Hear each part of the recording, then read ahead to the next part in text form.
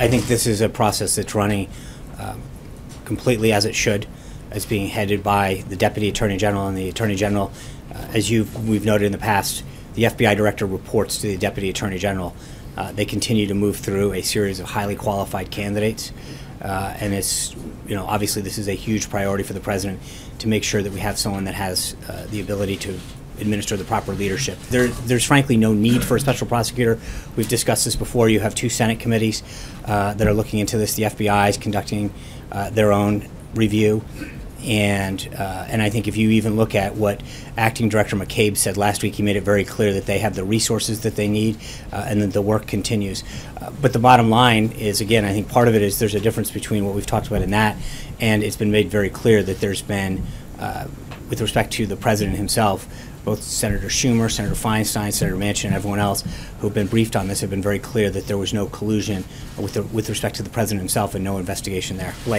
Is the White House intending to cooperate with those requests and furnish that information as requested in writing? I think I made it clear last week that the President has nothing further on that. Hunter. Wait, Sean. Does that mean that the President will deny I think I said, I was very clear that the President would have nothing further on that last week.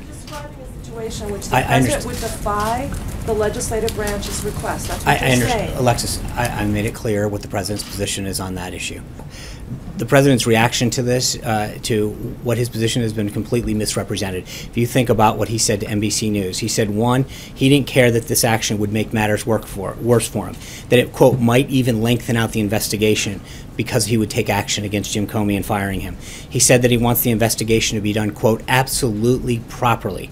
And he said that he might even confuse some people that he would take this action knowing it would make matters worse for him. The actions that he took, he knew could be detrimental to himself, but none of those things mattered because the President had to do the right thing for the American people because he believes that Jim Comey was the wrong man for that position.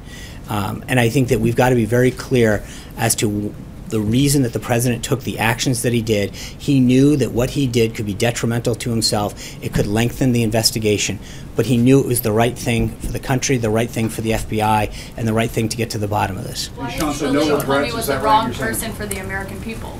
Because he didn't have the leadership skills necessary to lead that institution. And as he said in the statement at the time, the FBI is the crown jewel of law enforcement, and they deserve a leader that can properly lead the institution. Thank you guys very much. I'll see you tomorrow. Thank you. Give us a special prosecutor. He wants to do the right thing. Where are the tapes, Sean?